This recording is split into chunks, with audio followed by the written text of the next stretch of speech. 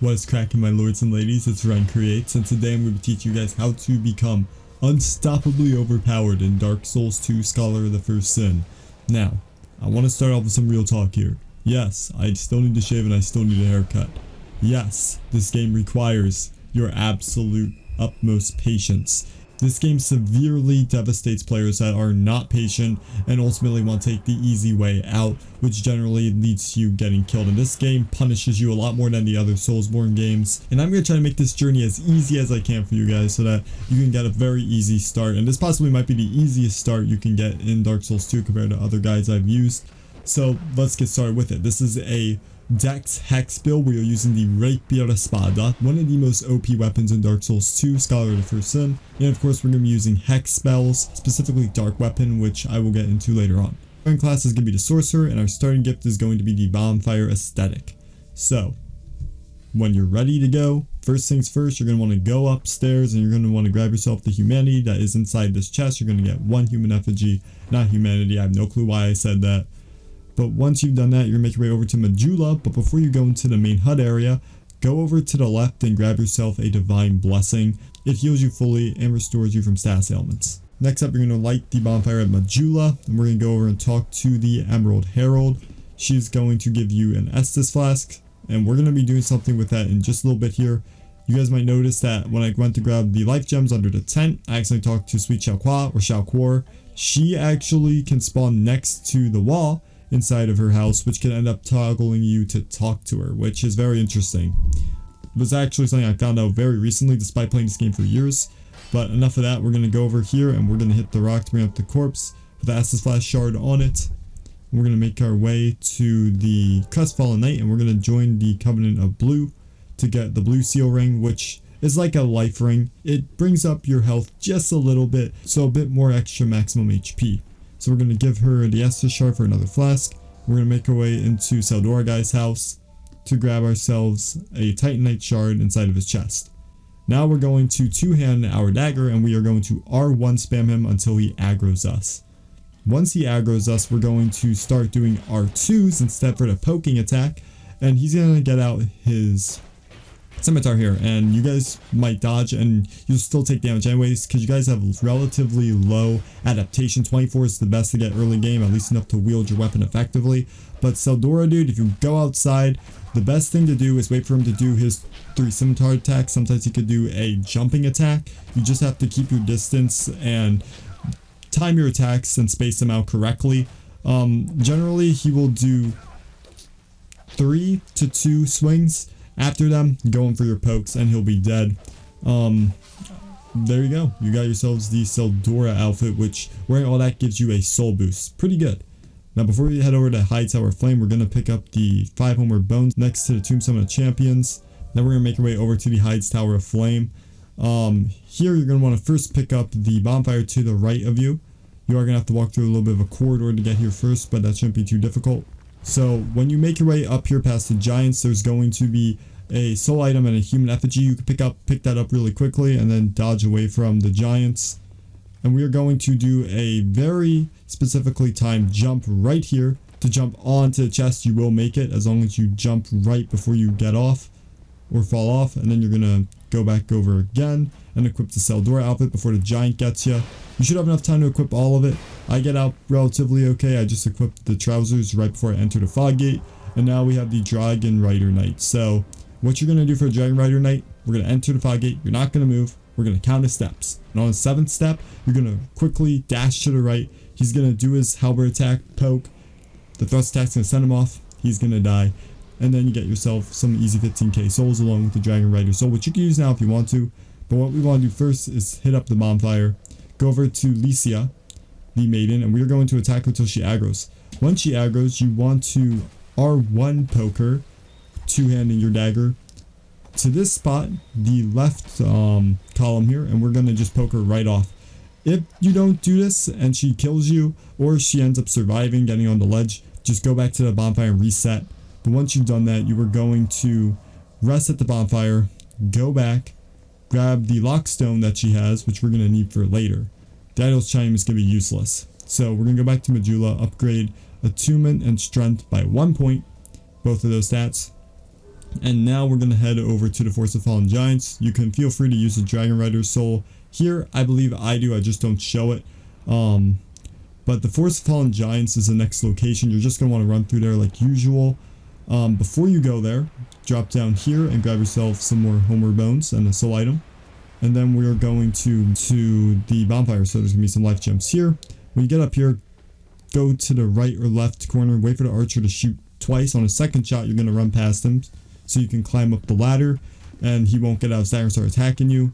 You're going to open the door over here, and then to your left, there is going to be a witching urn, which we are going to pick up. A very good fire bomb magic throwing consumable. Or you could hit the bonfire first like I do too. Either way, you are going to probably want to kill those enemies before doing any of this. They are quite a nuisance. You can use your soul arrows if you absolutely wanted to. But you rest at the bonfire, make your way up the stairs. You're going to R1 this door actually. You can't open it. You have to destroy it. And then you're going to swap to your staff and start spamming soul arrow. I believe 3 will be enough to kill this Titanite lizard, which will give you some Titanite shards. Very nice to have early on.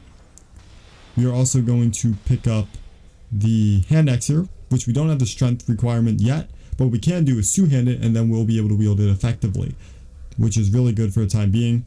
So two-hand that, there you are. And you're going to make your way over here to pick up the hollow soldier armor. Not really necessary, just thought you might want to know where it's at. Now you can open up this door, and to your left, I highly recommend that you kill the enemy that is over to the right before he attacks you from opening up the chest. I don't do it here, but he is there. You guys see he's attacking me right now, but he does miss because of iframes. But he does get me anyway, so 2 R1s, take him out. And then we're going to grab ourselves some Radiant Life Gems and a small soapstone. So here there's a drop we can do. You want to make sure you land this correctly. Be at full health just in case it goes wrong. But there is a Divine Blessing here. Go to the left so you don't actually fall down the hole on the right. And now we're going to... So now we're going to go and talk to the merchant lady here. We are going to buy 10 life gems and the key along with a human effigy. And I buy all the bright bombs or all the bright bugs. You don't have to.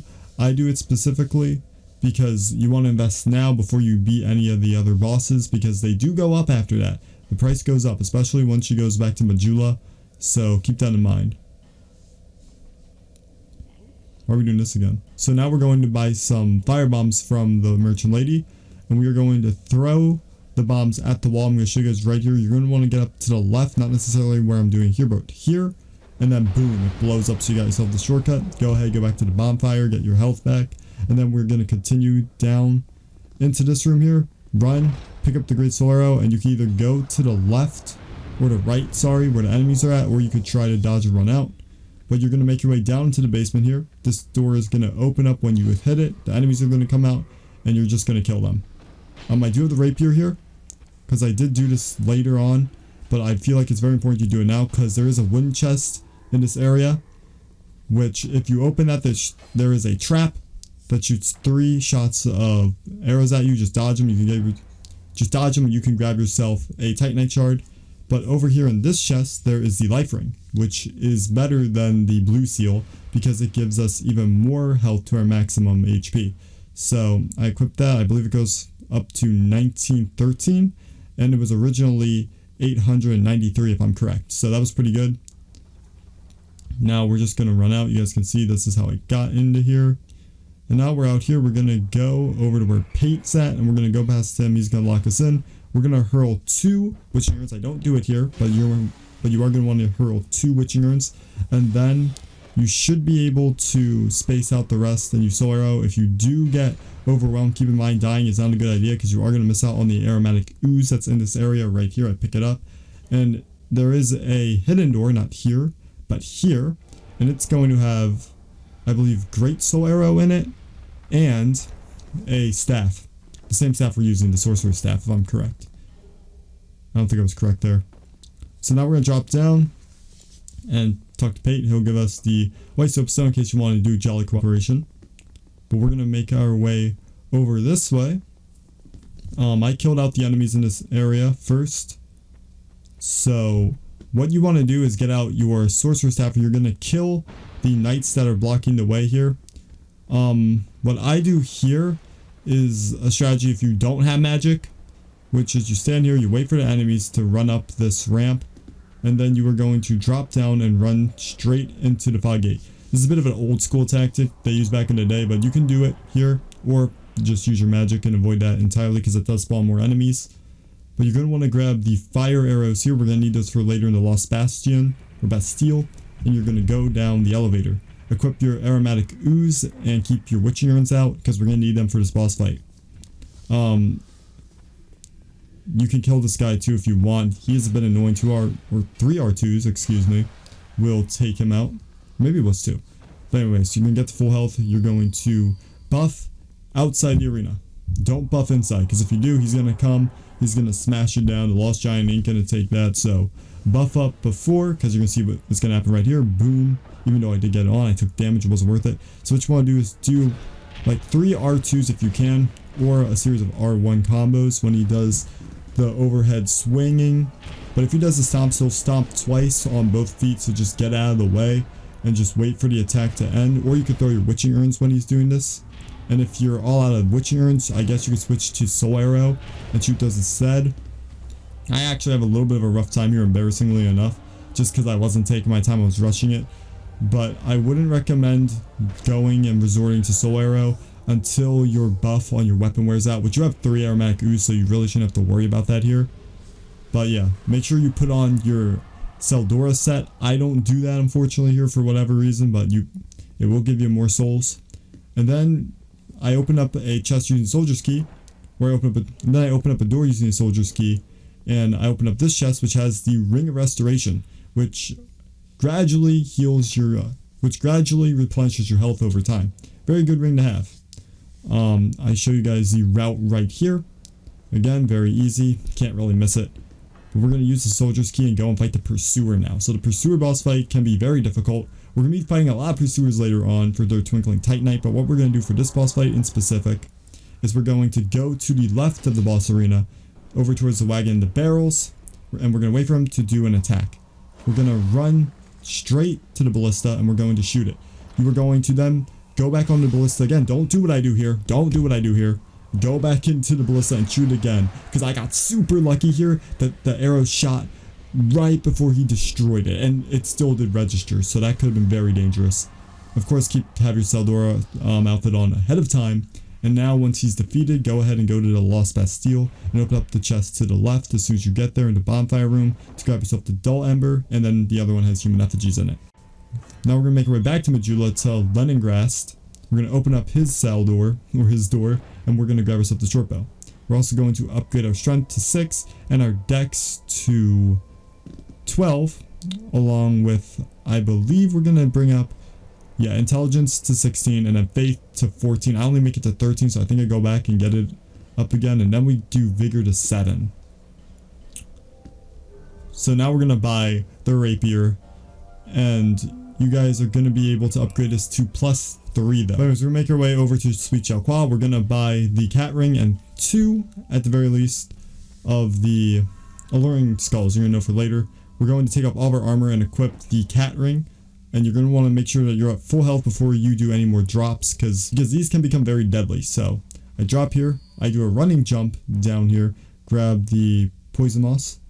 Then we're going to just walk off to the right here, not down to that cave looking spot with the torches, but to the spot here. I don't know why, because I was waiting to heal up here, because it is good to be at full health. And so we're going to drop down here with the ladder. We're going to heal up again, and we're going to just walk straight onto it. You don't need to roll. Then you're going to want to just walk down here, pick up the Ring of the Evil Eye +1, which when you keep that equipped and you attack and kill enemies, it heals your health back. Super cool to have. Also, it's worth mentioning that the Ring of Blades we got from the Pursuer boss fight, which you're going to equip now. What you want to do here actually is get out your rapier, two-hand it, and then do a jumping attack onto the Crystal Lizard. Or you could just do what I do here and just spam him with my soul arrow. And then once he drops down, stay up here and shoot one more, because you're going to want to drop down, pick up the items, and then you're going to want to come here and kill the bomby guys. It only takes one. Do both of them. Wait for both of them, or else this ends up happening where I try to use the homeward bone and kablooey. I'm out. Not too big of a loss because we still got the Titanite shards and the deep dark stone. But I go back to Medulla, and now I upgrade my weapon to +4 actually, and repair it. So now we're going to go over here halfway to Hyde's Tower of Flame. We're going to use that lockstone, which is going to take us to the Huntsman's Corpse, and we're going to go to Freyek, I believe is his name.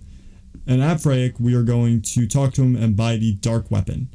Now, once you bought in the dark weapon, you're going to go to Attune Spells, and you're going to equip dark weapon and your Great Soul Arrow.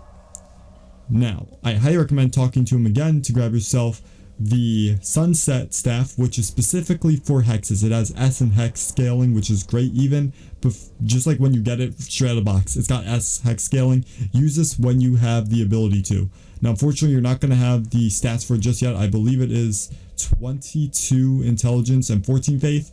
I believe, I may be wrong on that, but its scaling is going to be a lot more powerful. So now we're going to make our way to the Lost Bastille, and we're going to pick up these items right here. We're going to drop down.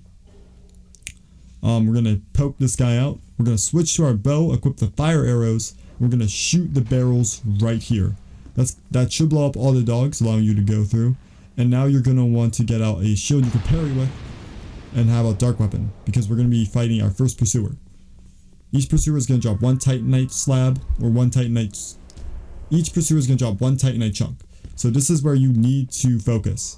The pursuer has a stab attack, a 3-swing combo, and has this explosive projectile attack. So get used to his parry timing. I highly recommend parrying his first swing attack. That is by far the easiest to swing. And after each combo, if you can't do that, if you can dodge and get in, try to get in like 2 R1s if you can. But ultimately, you do want to dodge away. You do have chances to heal in between his combos, which is good. I recommend taking advantage of it if you are still starting out. Even myself here, you guys can see, dodge, heal if you have to, or go in for 2 pokes after a combo. The parry on the opening combo. He also has you just saw it here, a charge attack as well, where he will go in and do the swing. I don't parry that, I just go away. That's a good time to heal though, because he does have a bit of wind up with it. But ultimately, he does that projectile attack where he shoots the dark beads out. You can get very close to him and just attack him for what's worth. Right here is actually where I kill him. You got yourselves a Comet Serpent Ring and Twinkling Titanite. Also, in this chest here is going to be a Fragmented Branch of Yore. You're going to need that for a little bit later on. So now we're going to make it right next to Lucatiel. You can pick up this Antiquated Key. And then up here, there's going to be a large Titanite Shard. You're going to want to equip your bow, fire arrow, and you're going to want to shoot this guy. Usually you can actually blow him off the edge, but you might only just blow him up here, so it might not be worth it. But you're going to keep going up to this part with the stairs and the barrel. Don't let that asshole blow it up. Instead, get it close. If it doesn't blow up, throw a firebomb at it. Go kablooey. Hit up the bonfire. Toggle to make your torch. Come in here. Light this torch up in McDuff's room. Loot the chest. Give him the ember, the dull ember. Buy yourself one more large Titanite shard. Make sure to use the Dark Knight Stone to infuse your weapon with dark, specifically your rapier. But I do reinforce it to +6 here, as you guys can see. And then if you reload the area, you can grab yourself some Twinkling Titanite as well if you want that for later. So now we're going to make our way over here to use our Fragmented Branch of Yore. This is actually going to take us to the Sentinels. There's going to be a bunch of these guys right here. You're going to want to space them out and kill them accordingly, two-handing your weapon. And then we're going to head over to the Sentinel boss fight. Use your Green Blossom you picked up in Force of Fallen Giants, apply your Dark Weapon, two-hand your Rapier, go in, and immediately I get very good RNG. I'm able to pull off a couple series of R2s, and I get very lucky here because she decides to do the overhead swing with the halberd, which is the best one, just straight to the side and just punish. I almost get the second one as well. I recommend killing her as fast as possible. I unfortunately get so close, but unfortunately the other one comes in, hits me with the spin to win, which is fine. We're going to now talk a little bit about patience here. I'm very impatient. If I would have walked in a little bit further and did one more R1 or R2 poke, I wouldn't be having this problem with having to keep the spacing out and keeping my eye on both of them. The one will be dead. The best strategy when this happens is to watch both of them with peripheral vision. Attack and focus only on one of them, so you can get it to be a 1v1. So the spin attack here, I was very close. If I would have did if I would have did 2 rolls there, I wouldn't have gotten roll caught, or not roll caught, but I wouldn't have gotten hit. They usually do a series of 2 swings, the overhead chop. They can also do 1 swing like you saw right there. You just have to dodge into it. This attack right here, the roll to left or right, or if you think you are close enough back like I am here, you can heal up. I recommend just staying in and strafing to the left or right, or dodging to the left or right. Usually that helps.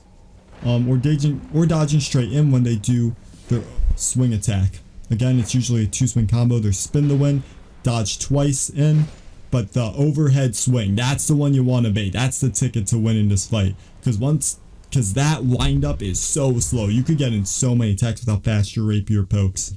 But we're gonna make our way up here. Gonna wait for this guy to blow up at the very end of the hallway. Don't go in yet, he will blow you up.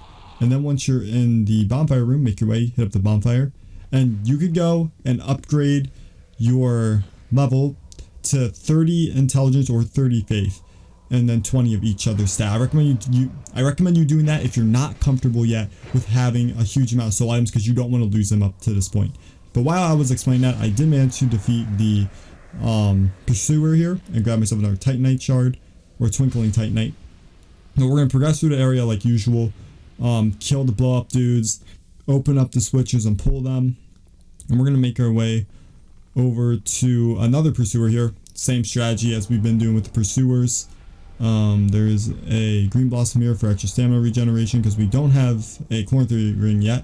We will get that later on though, I promise.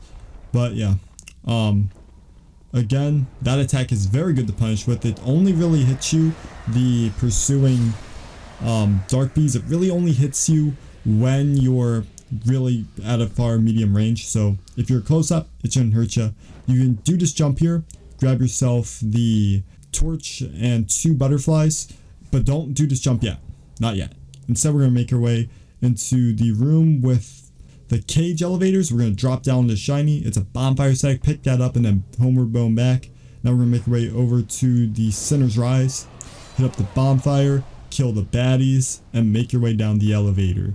In this room, there's going to be a giant 2-headed helix thingy swinging around. We're going to just ignore him, and we're going to go up the stairs here so that we don't toggle all of the blow up boys at once. We're just going to kill this guy, run, open up, and pull on the lever, not on the door. It's going to be locked before they all come over and jump on you. I get it just in time. You're going to see here, because this guy, he rolls up, badoom. A millisecond earlier, I would have been hit.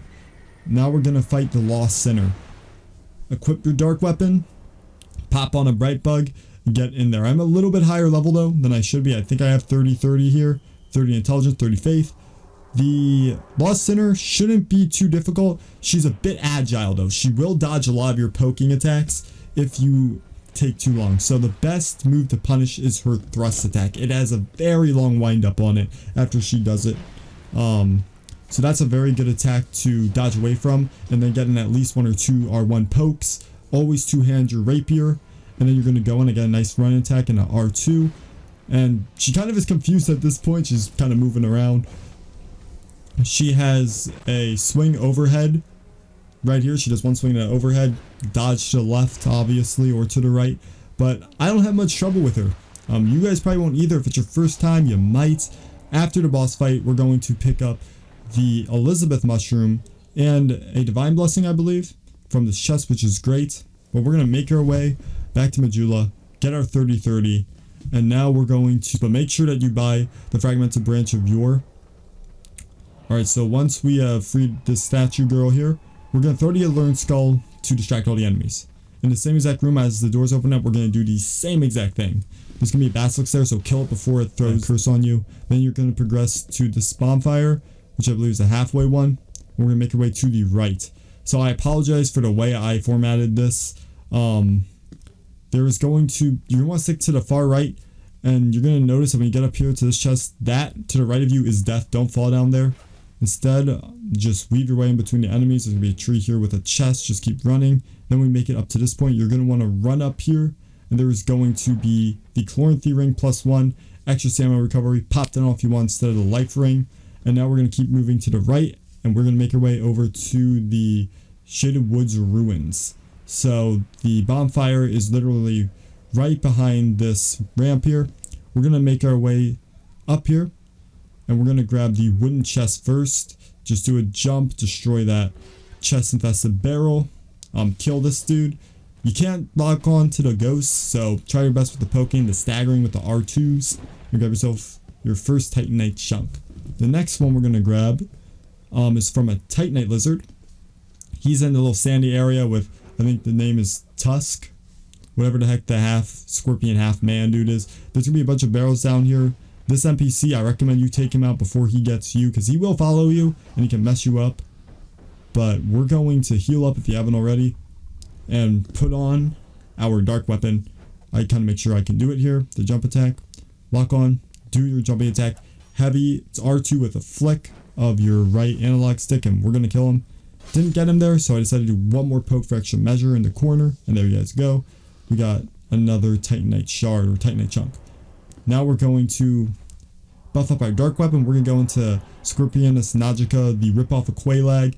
The strategy here is to stick to her back left legs, the back two, and she's going to do this swipe attack. We want her to keep doing that to basically break her AI, so she keeps doing the swipe, and you can keep getting in those R2s. She does move around here. I got greedy there, and she got some nice swings on my ass. So time your pokes accordingly before she moves over. Get back behind to her far left legs, and then get that swing attack and punish. And you'll defeat her in no time.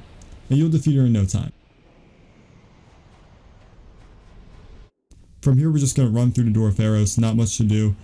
Buff up our dark weapon at the Congregation and probably Magus boss fight. I recommend killing the cleric dudes and the probably Magus first. Don't really worry about the undead and half crawly dudes. Just leave them alone. They're not going to be much of a threat for you because of how fast you are. Even the undead men, you can basically one shot.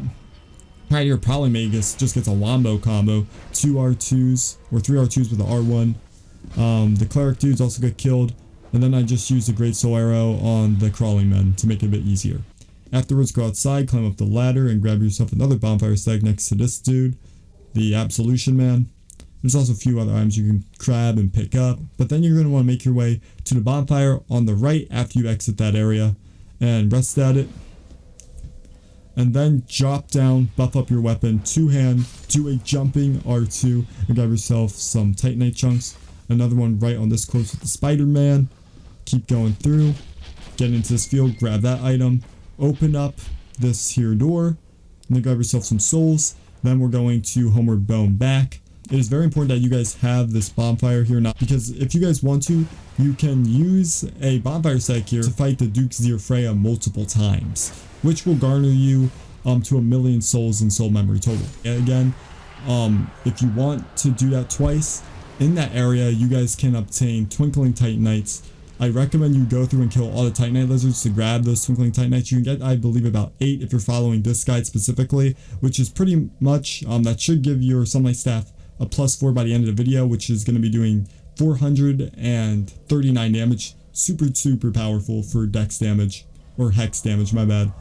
And I upgrade my rapier to +10 now. We got a maxed out weapon before Duke's Dear Freya because that Titanite lizard had a Titanite slab in it. So now we're able to upgrade our rapier to +10, doing, I believe, 393 damage if you guys have the dex. And then with 30 intelligence and 30 faith. And if you're using the Sunlight Staff, and you might have enough Twinkling Titanite to get that up to +2 or 3 by this point, you're going to be doing probably around 390 something damage, which is pretty good.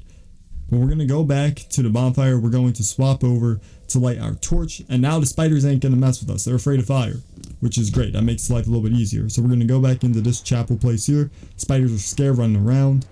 We're going to climb up the ladder, and then we're going to drop down and go into the Duke's Dear Freya boss fight. So here you guys can choose to kill the spiders that are going to be afraid of you because of your fire with a rapier, or you can take them out with great soul arrow. It takes 2 of them to kill them though, so that can be a bit annoying.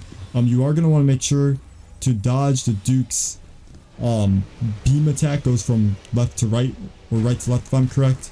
And then once you got rid of all the spiders, two-hand your weapon, dark weapon, poke their butt faces to death.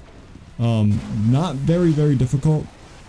Really, they have a spewing attack, a smashing attack with their legs, the beam missile thing. And that's kind of it. Afterwards, put on your Saldora outfit, and you basically won. Pretty easy. You can even like alternate right to left, just doing the pokes and then running to the other side. And from there, get your adaptation up to 24, and you are set for basically the rest of the game. Again, you can go back. The one thing I am going to tell you though is if you get the Great Bonfire, you can't go back, excuse me, and reset and do Duke's Dear Freya again. We're going to make our way back over to this area now, which we're going to do the jump. You're going to want to kill this knight here. There's going to be another guy on the top. Just ignore him. Make your way over here. I guess I go down the ladder first because there are dogs you can kill down here. I highly recommend having a you know what, no. So down this crack here, you're gonna get out your soul arrow, shoot that a couple times at this fool. Then you're gonna go down. I highly recommend having a learn skull. Throw that out there first, get all the dogs and soldiers on it. You can kill them with your soul arrow, making the boss fight against the pursuer a bit easier. Same strategy as usual. There might be an archer. You can get out of his way though and bring the battle over there to the corner so the archer isn't annoying you, and grab yourself yet another Titanite chunk, or Titanite, Twinkling Titanite that way. So after that boss fight, make your way over here. You can open up the gate with the switch. Now you're at McDuff. If you want to upgrade your weapon with Twinkling Titanite, you can. And you guys can see right here, our weapon is looking very, very powerful. 393 on the physical with our rapier at plus 10, and then 437 dark damage with the Hexer staff. Super overpowered at 30 intelligence and faith with what is it, 14 dex and 8 strength. And again, my sunlight staff is at plus 4 with the 8 twinkling titanite we used. And there you guys go. That's how to get unstoppably overpowered in Dark Souls 2 Scholar of First Sin. As you guys have seen here, our damage output, as I just said, was very, very high. This will definitely carry you from early to late game. The one thing I will say though, again, you gotta have patience. This game requires patience. It requires you to be conscientious of your opponent's actions. It requires you to study the movement of all your enemies and understand your weapon, your attack speed, and your stats as well, taking that into consideration. The healing system in Dark Souls 2 is a lot different from the other Dark Souls games because of how slow healing works. The SS Flask heals a huge amount, but takes and goes a little bit faster than using a light gem, which also heals a smaller amount over a shorter period of time. There's a lot more to take into consideration when you're playing Dark Souls 2, so please, before you go into endgame, at least have a bit of Soulsborne knowledge and definitely a bit of experience with Dark Souls 2 under your hands. So you guys might notice that this guide is actually pretty similar to another dude's guide named Yazmania. I actually used his guide, but I tried to make the guide a bit more easier for people, be a little bit more thorough in the explanation, and kind of show you guys a little bit more of the steps on how to beat certain bosses, which I think that Yazmania skipped out on a little bit, but I understand it because the video was a lot shorter than mine. But I do hope that I brought a bit of value and didn't just feel like a complete carbon copy of his video. But you guys should go over and subscribe to Yazmania's account. His YouTube channel is all about Dark Souls. On his YouTube channel, he's doing Dark Souls 2 how-to videos as well, making these overpowered videos. And also he does other games in the series as well too, I believe. But he's a little bit over 12k subscribers right now, but I think we can get into 15k. Can we do it? Yes, the fuck we can. Also, the guy's got some great commentary as well. I think he's hilarious too, so go and check out his channel, subscribe. His video will be in the description below. Thank you guys so much for watching. If you guys enjoyed the video, leave a like. Always appreciate. Subscribe to the notification bell if you want more content like this. Got the Unstoppably Overpowered playlist for Soulsborne games. Link in the description below. We covered Demon Souls Remake last year, and I did a video on Dark Souls 1 a little bit ago. So if those videos are your cup of tea, check them out. Yeah, I have a Discord server. If you guys want to be a part of the community, want to talk to me or other people with the same interests as you, in Soulsborne content, of course, go down there. And I just want to thank you guys so much for making it to the end of this video. It was a lot of fun to do this. I'm going to be tackling Dark Souls 3 in the future, so stay tuned. And until next time, take care and peace out.